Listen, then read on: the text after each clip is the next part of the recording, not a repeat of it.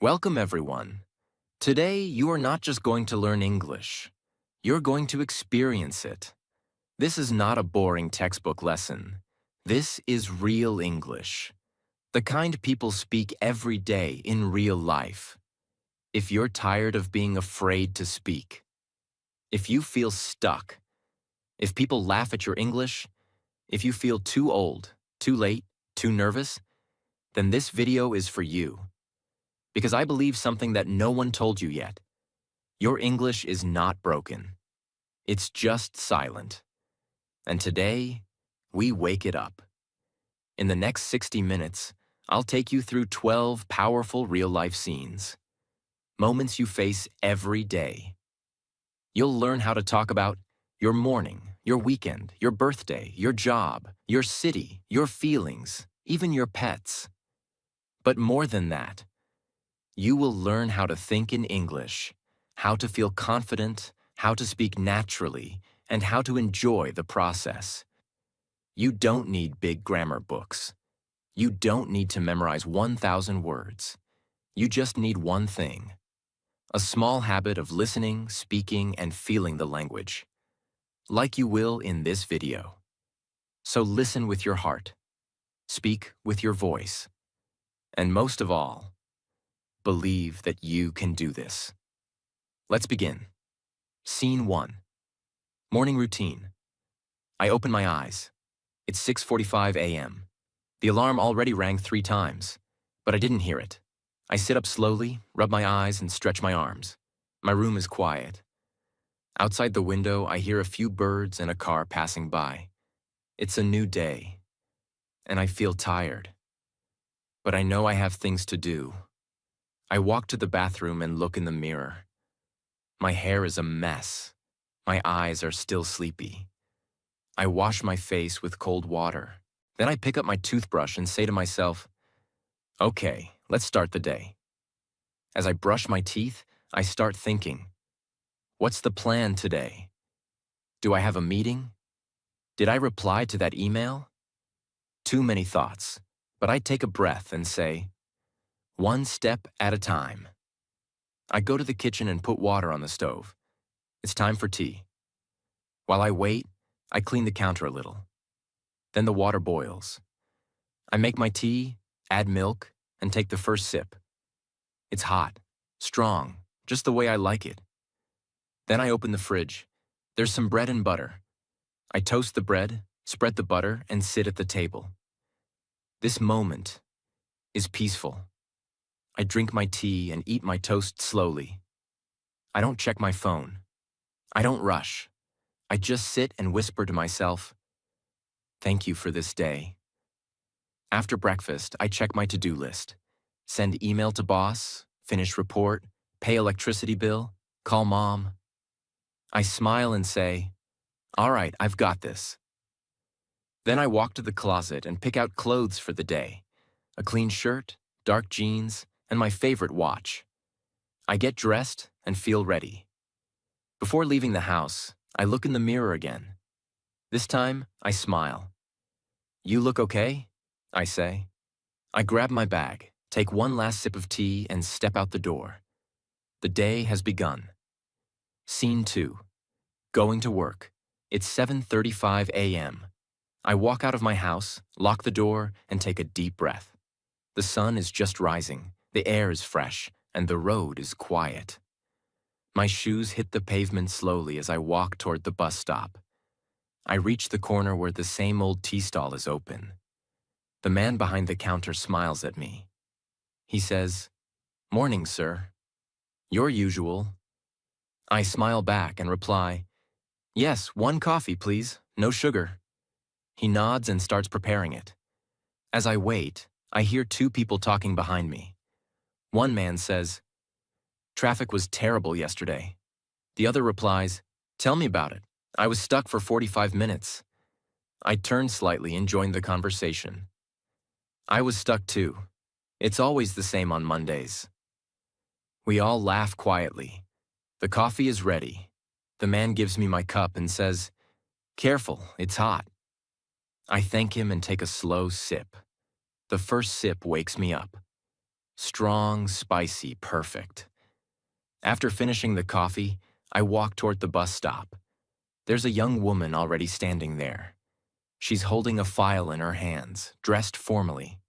I nod politely and say, "Morning." She replies, "Morning." We stand in silence for a few seconds.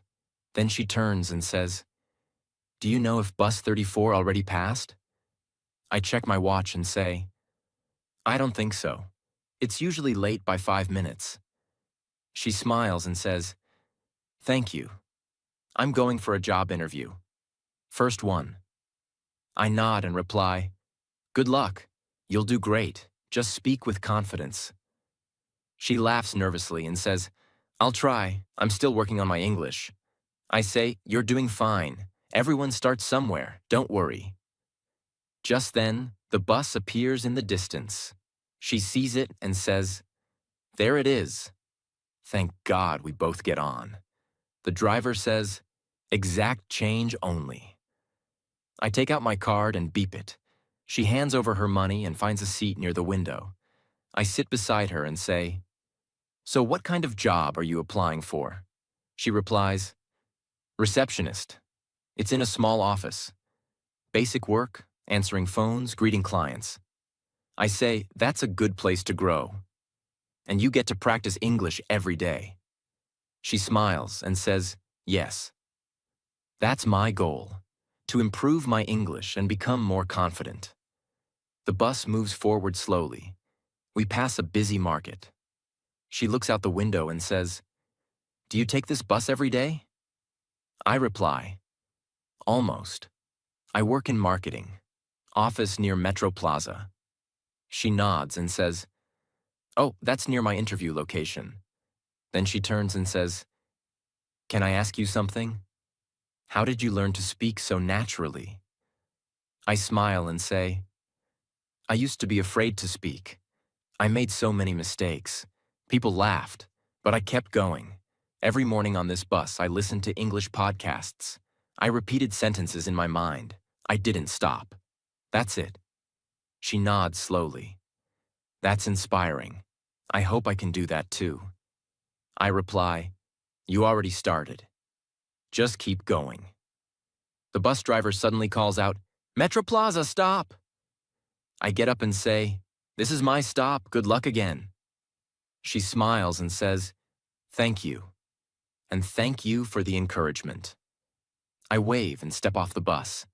As I walk toward my office building, I think about that short conversation.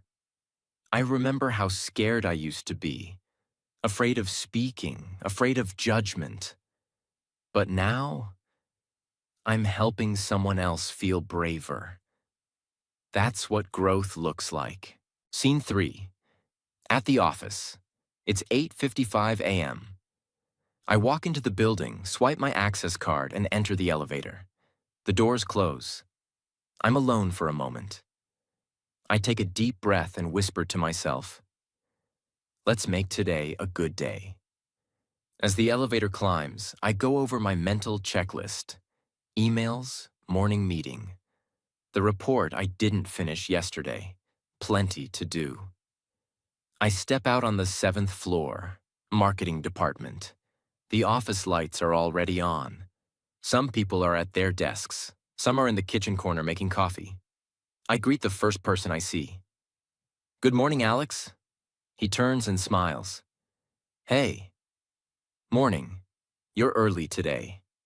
I chuckle and say, "Trying to be productive before the chaos starts." He laughs. "That's smart. Coffee's still hot if you want." "Thanks," I say, and walk toward the break area. As I pour myself a cup, I hear two colleagues chatting behind me. Sophie says, "I was on Zoom till 10 p.m. yesterday."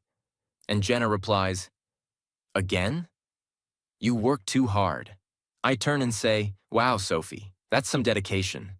She smiles and says, "Or poor time management? Still figuring that out." We all laugh. I walk back to my desk with my coffee. Open my laptop. Breathe. Just then, my manager, Thomas, walks by. Morning, Leo. Can I see you in my office for 2 minutes? Sure, I reply, a little nervous. I follow him into his cabin. He closes the door and says, I read your client report from last week. I sit up straighter. Okay. He continues, I want to say that was solid work, especially the section on customer feedback. It was detailed, practical, and sharp. A wave of relief washes over me. Thank you, I say. I was worried it might be too much detail. He shakes his head. No. That's what we need. You've improved a lot since your first month here. I nod and say, I've been trying to work on my communication. English used to be my biggest fear. Thomas looks at me seriously and says, I didn't know that. Honestly, you speak clearly and confidently. That's what matters. I smile and say, I used to write everything down. I still do sometimes. Practice phrases, repeat sentences. It helps. He replies, whatever you're doing, keep doing it. It shows. Then he adds, one more thing. I'm assigning you to the presentation next week. My heart skips a beat. The one for the European clients? He nods. You'll lead it with Sophie. I think it's time you took the lead. I pause for a second. I want to say no. I want to say I'm not ready. But I remember the old me, the one who stayed silent in every meeting, and I say, I'll do it. I'll give it my best. He smiles. Good. That's what I like to hear. I leave the cabin and return to my desk. Sophie walks over with her coffee and says, So, I heard we're teammates now? I laugh and say, looks like it. Presentation for the big clients. She says, you'll do great. Just speak slowly and clearly. You already sound professional. I reply, thanks. I've been practicing. I even speak to myself at home sometimes. She laughs. I do that too. My cat thinks I'm crazy. We both laugh. Then I open my laptop and start planning. Slide by slide, word by word, sentence by sentence. Because I know, every conversation, every small effort, every practice session, it adds up. I wasn't born speaking fluent English. I didn't grow up with perfect grammar. But I showed up. Every day. And now I'm speaking, sharing, leading. And so can you. Scene 4. Weekend plans. It's Friday afternoon. The clock on the wall says 3:17 p.m. The office is quiet, but you can feel the weekend energy in the air. Emails slow down. People start to smile more. You hear chairs moving, phones clicking, and someone quietly humming. I close my laptop, lean back in my chair, and take a deep breath. Then I hear a voice behind me. Hey, Leo, got any exciting plans for the weekend? It's Emily, my coworker from the creative team. She's holding her coffee and smiling like she already has a secret plan. I turn around and say, nothing too exciting. Maybe sleep for 12 hours straight. She laughs. Sounds like heaven. But seriously, doing anything fun? I think for a moment. Well, I say, I might go hiking on Saturday. There's a trail just outside the city I've been wanting to try. Emily nods. Hiking? That's cool. Alone or with friends? I'm going with Daniel and Michelle, I reply. We planned it last month, but the weather was bad. This time it looks good. Just then, Daniel walks over. Tall, energetic, always hungry. Did someone say my name? He asks, grinning. Emily rolls her eyes playfully. We were just talking about your big hike tomorrow. Daniel says, oh yeah, I've been looking forward to it. I even bought new hiking boots. Super expensive, but totally worth it. I say, let's hope they don't fall apart on the mountain. Daniel chuckles. If they do, I'll sit down and wait for you to rescue me. Emily laughs. That's not how hiking works, Daniel. Then Michelle walks in, hearing the laughter. She says, let me guess. Daniel's already making excuses not to hike. He raises his hands dramatically. False accusations. Michelle laughs and says, anyway, I can't wait.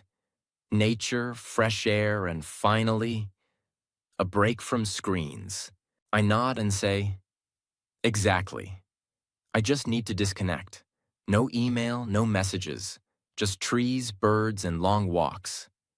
Emily leans against the desk and says, that actually sounds amazing. I might try something new this weekend too. Like what? I ask. I've signed up for a pottery class, she says.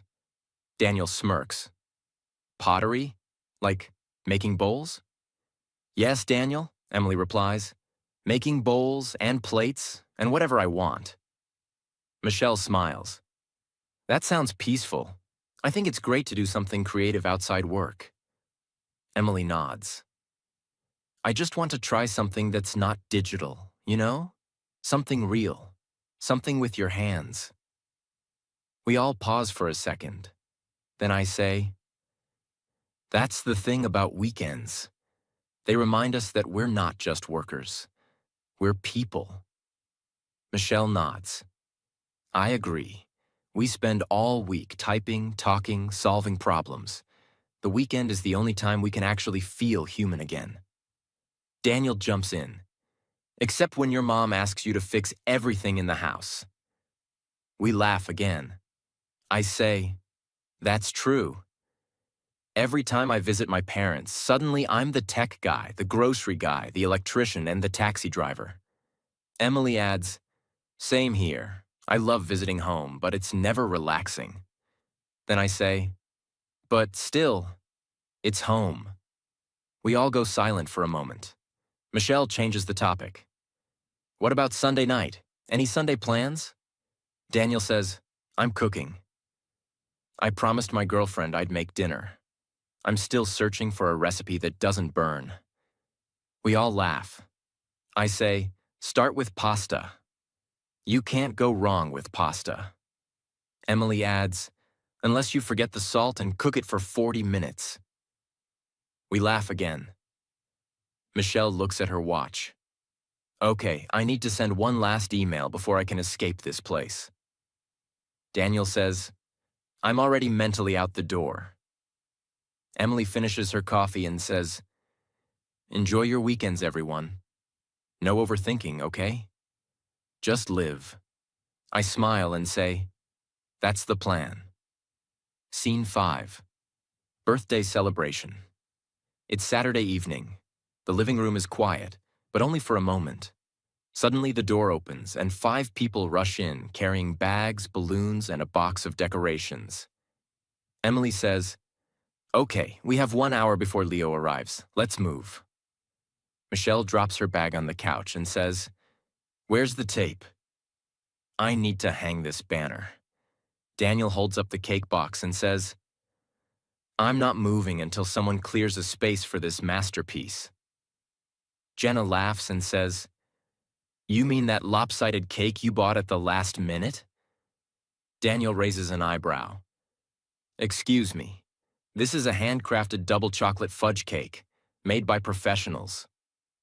Sophie says, let's just hope Leo doesn't drop it like last year. Everyone laughs. The room quickly turns into a party zone.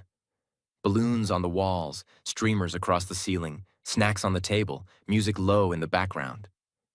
Michelle says, do we have candles? Jenna replies, yes, and a lighter. But who's going to switch off the lights when he enters? Sophie says, I will. I'm closest to the switch. Daniel looks around and says, guys, I can't believe we're doing this for the 3rd year. Feels like yesterday. Emily smiles and says, time flies. But some friendships are worth celebrating. The clock hits 7:30 p.m. Michelle whispers, he should be here any second now. They all go silent. Then, the door opens. Leo walks in slowly, holding a small bag of groceries. He looks around and says, why is it so dark in here? Suddenly, Surprise!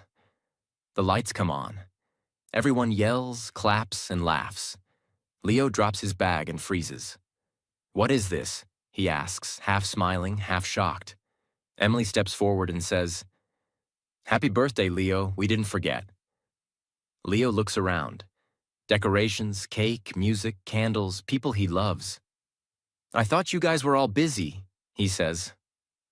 Daniel walks over and says, "We were busy or planning this." Leo laughs. "You didn't have to do this." Sophie says, "That's exactly why we did." Michelle hands him a birthday hat.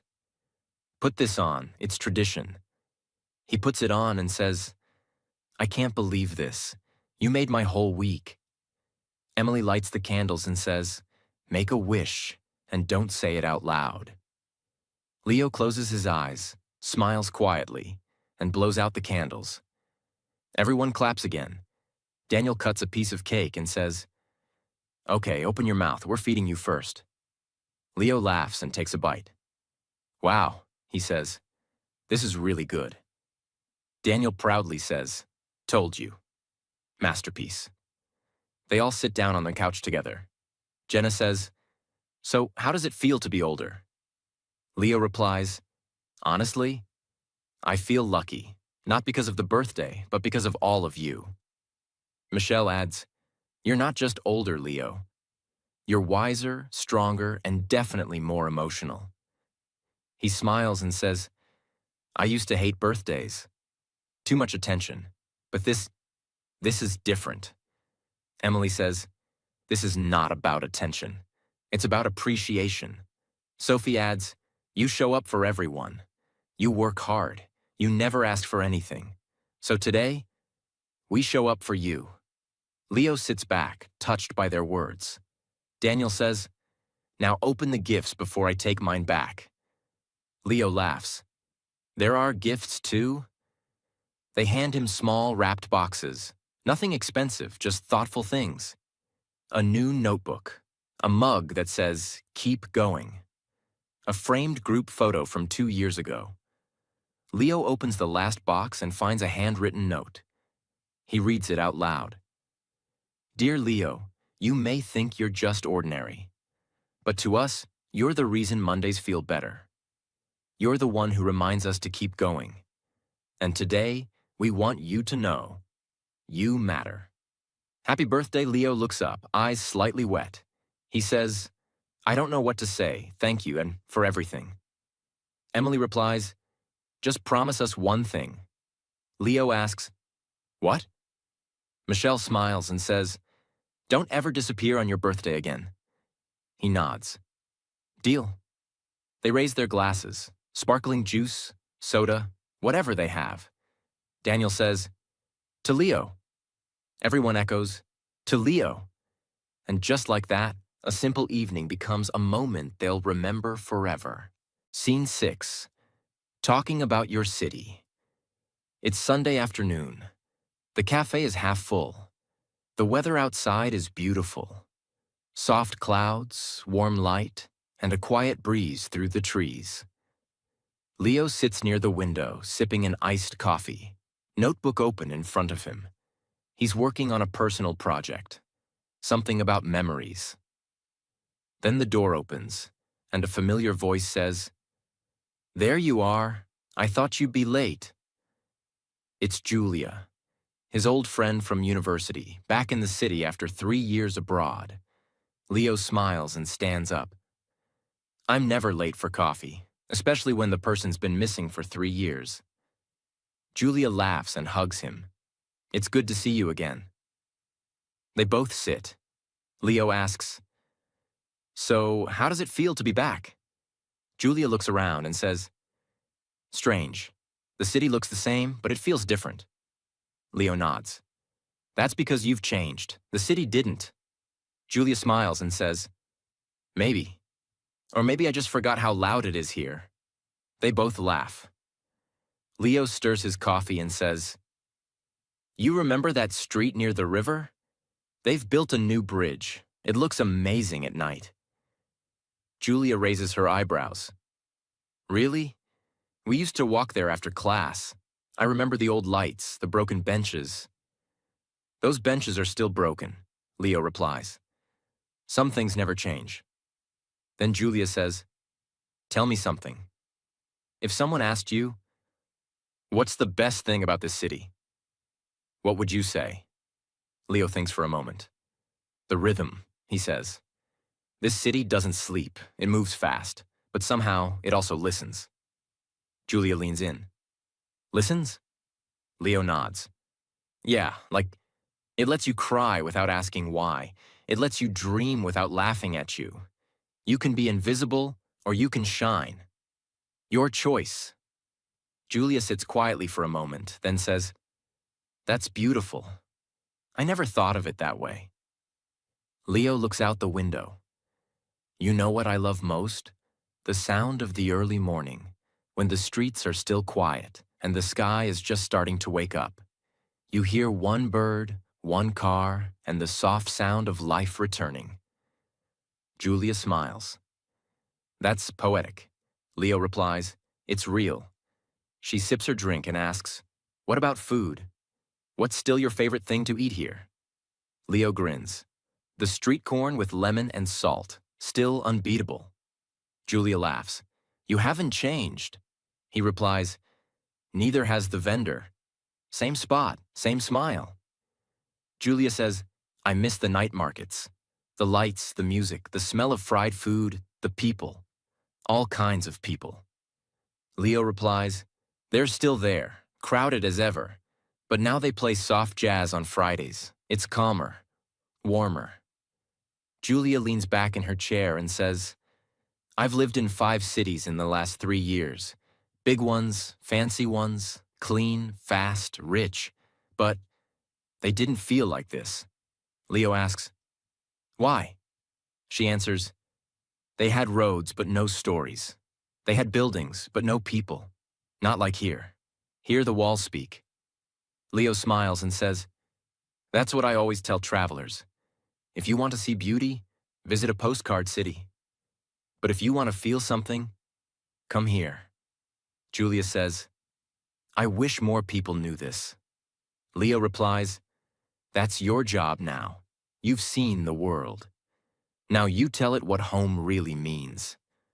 They sit in silence for a moment. Then Julia says, let's take a walk. I want to see everything again. Leo closes his notebook and stands up. Let's go. I'll show you the new bridge, and the old trees, and the same cafe where we used to sit with no money and big dreams. As they leave the cafe and walk into the city, the scene slowly fades. But the conversation stays in the heart. Scene 7. Grocery shopping. It's late afternoon. The sky is cloudy and the wind is gentle. Leo puts on his jacket, grabs a reusable shopping bag, and walks toward the local grocery store.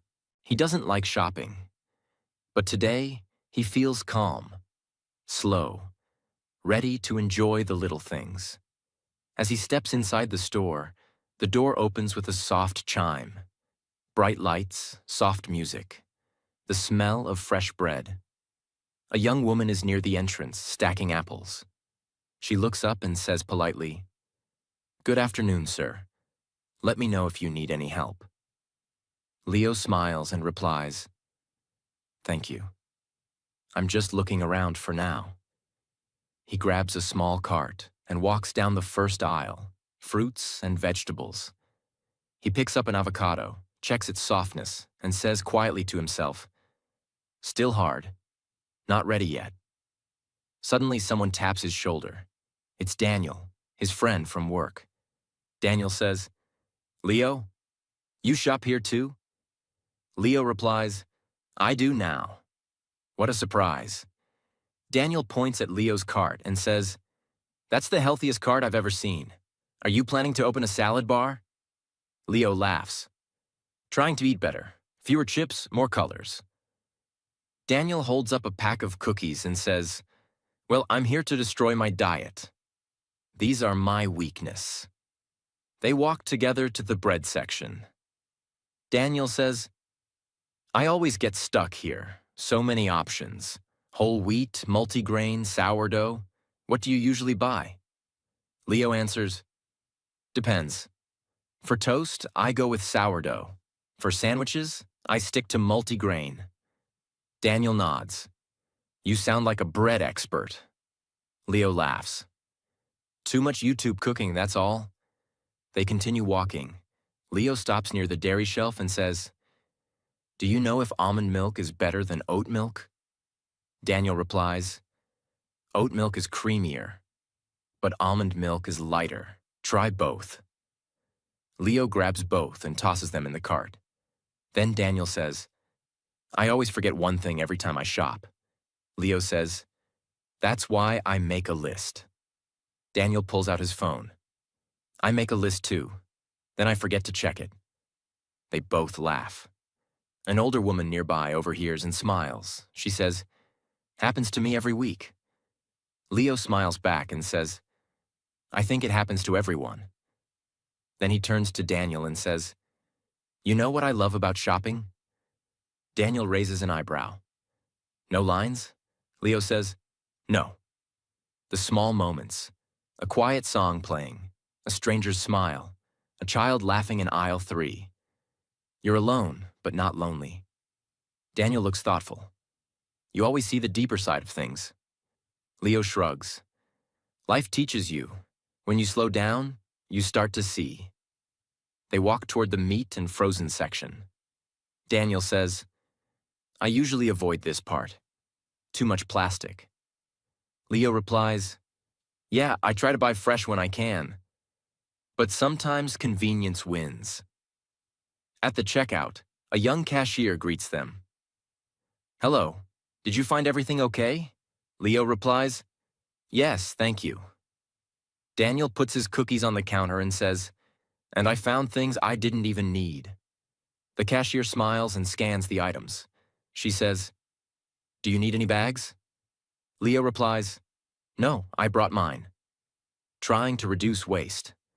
She nods and says, that's great. Thank you for doing that. As they wait, Daniel looks around and says, I used to hate grocery shopping. Now it feels like therapy. Leo smiles. I think it's because we're not rushing anymore. Daniel replies, maybe. Or maybe we're finally growing up. They pay, thank the cashier, and walk outside. The wind feels softer now. The bags feel lighter. Daniel says, so, what are you cooking tonight? Leo replies, vegetable stir-fry, maybe a little soup. Daniel raises an eyebrow. You're officially an adult. Leo laughs. Only on Sundays. They wave goodbye and walk in different directions. And as Leo walks home with his groceries, he doesn't feel tired. He feels full. Not just with food, but with peace, with clarity. Because sometimes the simple moments, the soft music, the small talk, the smell of oranges, that's where the real life hides. Scene 8. Ordering food at a restaurant. It's Friday night. 7:15 p.m. The restaurant is busy, but not loud.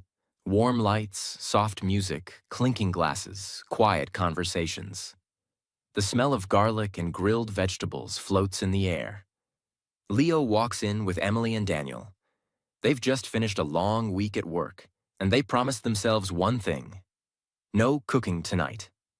A waiter near the door smiles and greets them. Good evening. Table for 3? Leo nods. Yes, please. Right this way, the waiter says. They follow him to a table near the window. Daniel says, nice view. You can see the whole street. Emily replies, I'm just here for the food. They sit down. The waiter hands them menus. My name's Alex. I'll be your server tonight. Let me know if you have any questions. Leo says, thank you. The waiter walks away. Daniel opens the menu and says, this place is fancy. Everything has a name I can't pronounce. Leo laughs. Just pick something with chicken. You can't go wrong. Emily scans the menu. I'm craving something creamy, maybe pasta, but I also want something spicy. Leo teases, you want creamy and spicy? That's a dangerous combination. Emily smirks. Life is short. Daniel points to something on the menu. What is tagliatelle al limone? Leo says, it's pasta with lemon cream sauce. Daniel replies, I'm ordering that. It sounds expensive. They all laugh. The waiter returns. Are you ready to order? Leo says, can we ask a few questions first? Of course. Emily asks, is the spicy chicken pasta very spicy or just a little? The waiter says, it's medium, but we can make it mild if you prefer. Emily nods. I'll take it medium. And can I get that with whole wheat pasta? Absolutely, the waiter replies. Leo says, I'll have the grilled salmon with roasted vegetables. And could you add a side of mashed potatoes? Sure. Anything to drink? Just water for me, Leo replies. Daniel says, I'll try the tagliatelle al limone, please. And a glass of iced tea. The waiter smiles. Great choices. I'll be right back with your drinks. He walks away. Daniel looks around. This place feels peaceful. Emily says, I like restaurants that don't rush you. Some places make you feel like you have to eat fast and leave. Leo nods. Here, it feels like time slows down.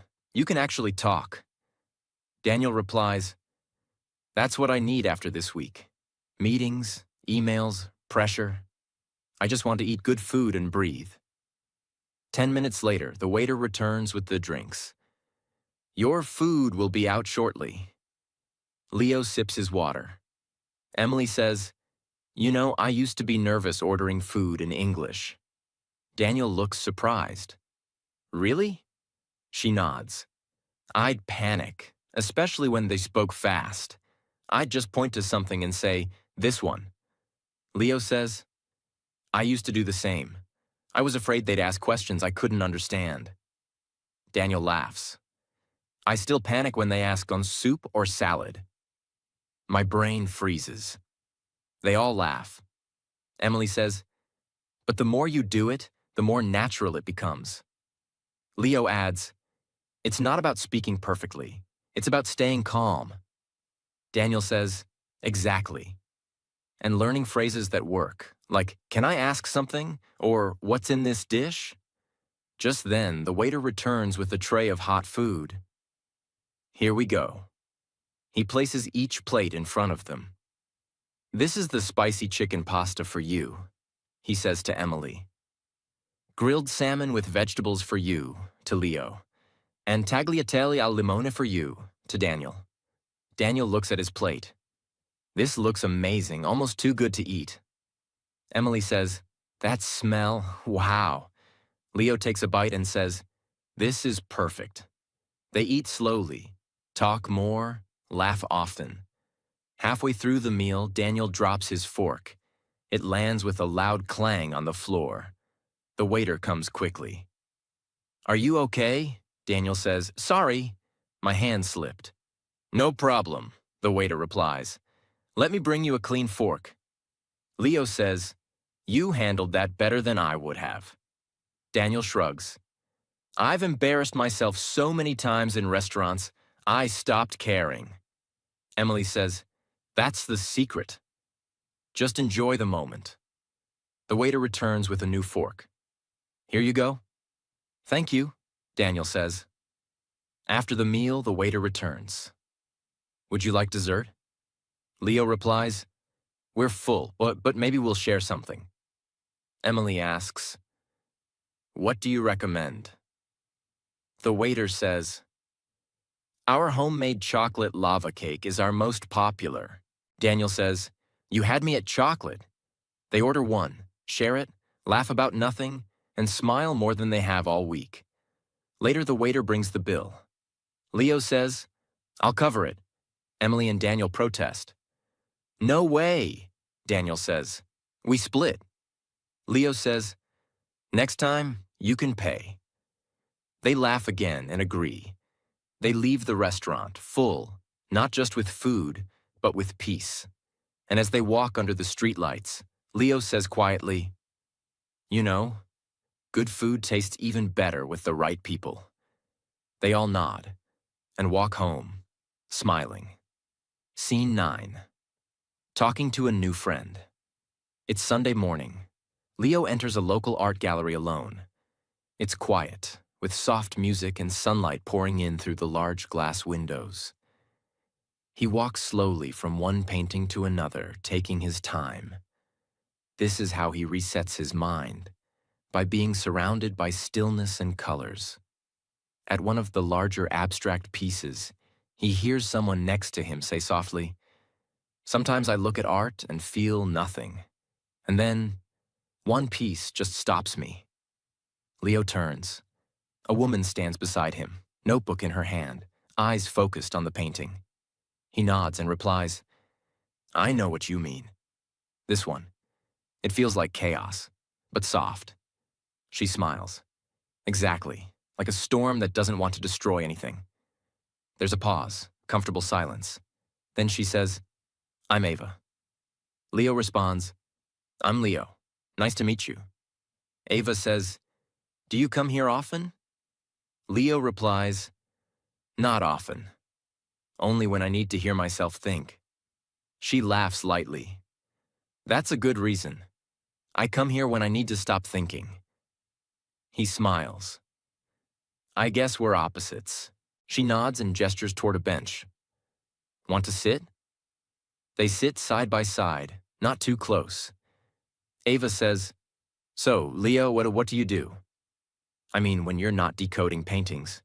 He replies, "I work in marketing. I help companies tell better stories." She says, "Ah, a storyteller. That makes sense." Leo asks, "And you?" Ava says, "I'm a writer." "Well, trying to be. I teach part-time and write when I can." Leo says, "That's brave." Ava looks surprised. "Brave?" He nods. "Telling your truth on paper, that's not easy." She thinks for a moment. "Maybe. Or maybe I'm just afraid to speak out loud, so I write instead." He says, "I used to be like that. I was afraid of speaking English, afraid people would judge my mistakes." She asks, "What changed?" Leo replies, "I stopped chasing perfection. I started chasing connection." Ava leans forward. "That's beautiful. Do you mind if I write that down?" He laughs. "Go ahead." She writes in her notebook, "Stop chasing perfection. Start chasing connection." Then she says, "You seem comfortable with people." Leo replies, "Only after I stop trying to impress them." She smiles. "Do you believe strangers can become friends in one conversation?" He says, "Yes, if they're honest." She nods slowly. Ava says, "I moved to this city 6 weeks ago. I don't know many people yet." Leo replies, "Well, you know one now." She looks at him. "Thank you. That means more than you think." A brief silence. Leo says, "So what do you write about?" She replies, "Real things." Silence. Shame. Small victories. Conversations that don't go anywhere. People who feel too much. Leo says, "That's what the world needs." She asks, "What about you? Do you love your job?" He pauses. "I like it, but I love moments like this more, where two people meet for the first time and just talk." She smiles deeply. Ava says, "You make it sound simple." Leo replies, "It is. We just forget how." They sit there for another 10 minutes, talking about everything and nothing, about books they love, places they miss, dreams they haven't told anyone else yet. Then Ava says, "I should go. I have a class to teach." Leo stands up with her. Ava says, "I'm glad I came today." Leo says, "Me too." Ava takes out a small card and hands it to him. "My email, in case you want to share a story sometime." Leo takes it and says, "I will." They smile, that quiet, grateful kind of smile. As she walks away, Leo watches her go, not with sadness, but with something peaceful inside him. Because sometimes, in this world of busy schedules and loud distractions, two people pause long enough to say, "I see you." And that's where friendship begins. Scene 10. Family dinner conversation. It's Sunday evening. The house smells like warm food and fresh bread. The kitchen is full of sound, dishes clinking, oven timer beeping, soft music playing in the background. Leo walks into the dining room carrying 2 bowls of salad. His mother is setting the table. His father is pouring water into the glasses. Emily, Leo's younger sister, walks in holding her phone and says, "Is dinner ready, or do I have time to post this picture?" Leo smiles. "Post it after dinner, or you'll eat cold food." His mom chuckles. Emily says, "Fine. But food pictures get more likes when they're hot." They all sit. Leo's father says, "All right, let's eat before it gets cold." They begin serving themselves quietly: pasta, salad, roasted vegetables, and garlic bread. For a minute, there's silence. Then Leo's mom says, "So, how's your work going?" Leo replies, "It's been a bit stressful, to be honest. A lot of deadlines. A new client came in last week." His dad asks, "And are you handling it alone?" Leo nods. "For now, but I'm learning a lot. That's the good part."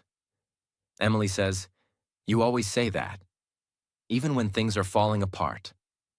Leo replies, "Because that's how I survive them." His mom looks at him and says softly, "You've become stronger. I see it." Leo smiles but doesn't say anything. Then his dad says, "I wish I'd spoken like you when I was younger. I was afraid to talk, afraid to be wrong." Leo looks up and says, "I used to be like that too, especially in English. I'd stay quiet in meetings, not because I had nothing to say, but because I was scared to say it wrong." Emily asks, "What changed?" Leo replies, "I stopped trying to sound perfect. I started trying to be real." His father nods and says, "That's not easy, especially in front of people." Leo says, "But silence was harder. It kept me small. I didn't want that anymore." His mom puts her hand gently on his and says, "We're proud of you, not just because you work hard, but because you're becoming the kind of man people can trust." Emily says, "And the kind of brother who always washes the dishes after dinner?" Leo laughs. "Let's not go too far." They all laugh together. Then Emily says, "You know what I love about these dinners?" Leo asks, "What?" She replies, "We sit, we talk. No phones, no rushing, just us." Their mother smiles. "I wait for this all week. No matter how tired I am. I cook, not because I have to, but because I know you'll all sit here and talk. That's what makes a house feel alive." Leo says, "People don't realize how powerful dinner time is." His father adds, "It's not about the food. It's about the space to breathe, to speak, to feel seen." They all go silent for a moment. The kind of silence that feels full, not empty. Then Emily says, "I wish more families did this." Leo replies, "Maybe one day when we have our own families, we'll do the same." His mom says, "Teach your kids to listen, not just speak." His dad says, "And tell them it's okay to speak slowly, with mistakes, but with truth." Leo finishes his food and leans back in his chair. "I used to think learning English was about grammar and vocabulary, but now I see it's about courage." His dad looks at him. "And you found yours." Leo smiles. "Still finding it. But every dinner like this helps." They all begin clearing the table, still talking, still laughing. Leo stands at the sink with Emily beside him, drying the plates. She says, Remember when we used to fight about who would do the dishes? He replies, we still do. They laugh. Emily looks at him seriously. You're a good brother. I don't say that often. Leo says, you're not so bad yourself. And that's how the night ends. Not with fireworks, not with big moments, but with dishes, laughter, stories, and the quiet beauty of being home. Scene 11.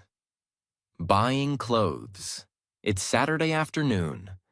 The weather outside is cool and perfect for walking.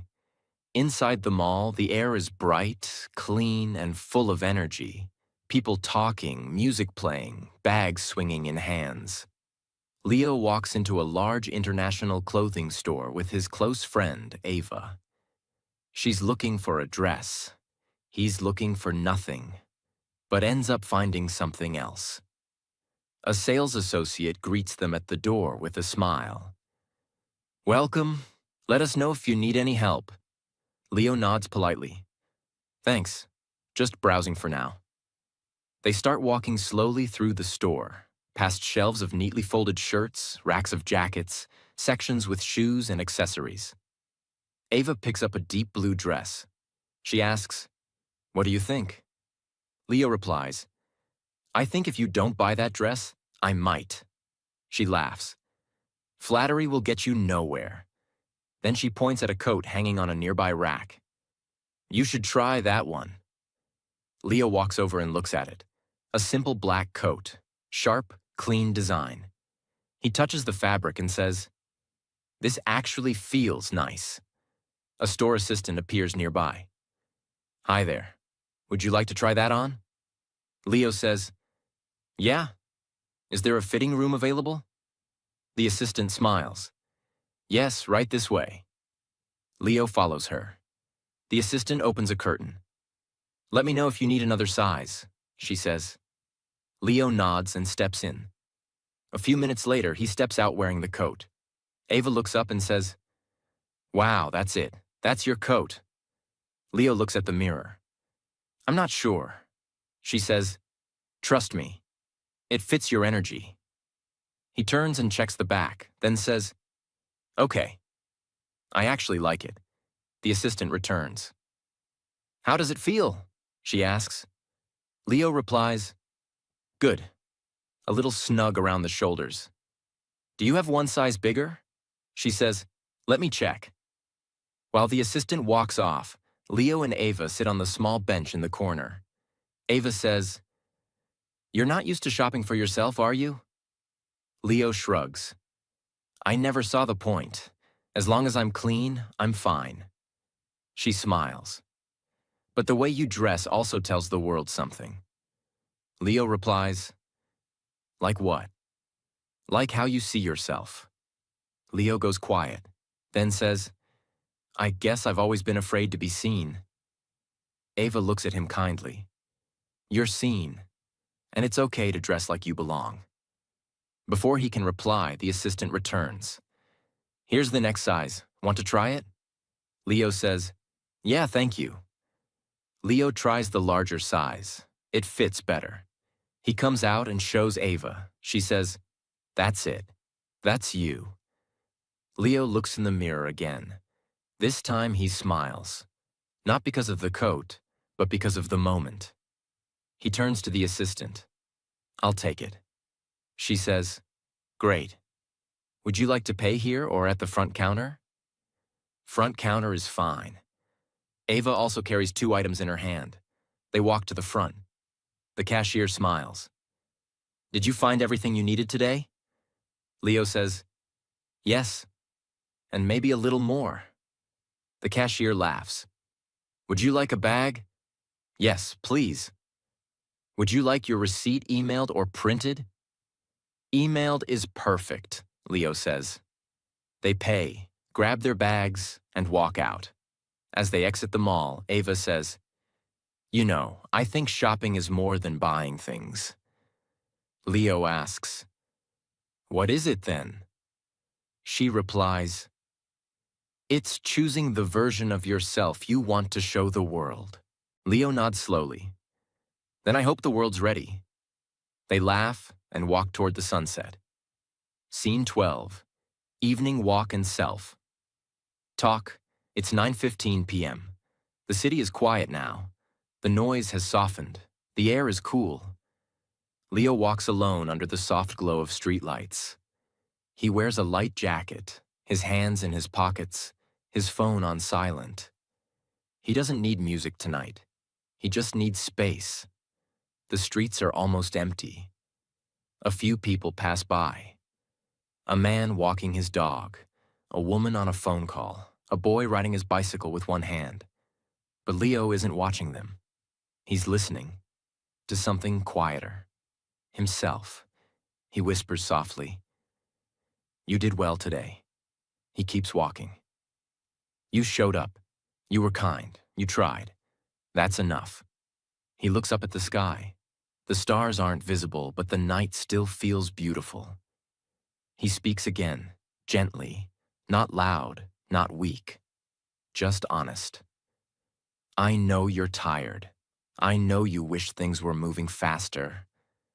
I know there's still fear in your voice when you speak, but I also know you're not who you used to be." He turns the corner and passes a small bakery, closed now, the chairs stacked inside. He pauses and smiles. "I remember when I couldn't even ask for coffee in English. I used to panic. I used to pretend I wasn't hungry just so I wouldn't have to speak." He laughs quietly to himself, then says, "Now I can order, ask questions, help others, share my thoughts, even when they're not perfect." He keeps walking. He sees a reflection of himself in a shop window. He stops and stares, not with judgment, not with pride, just curiosity. "You're growing." A deep breath. Some people don't see it. That's okay. Some days even you don't feel it. That's okay too. But step by step, word by word, sentence by sentence, you're building something.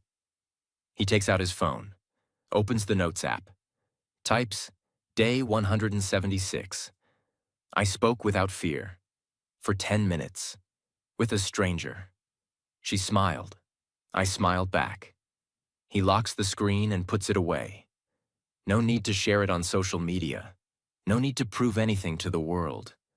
Some victories are quiet, but they matter.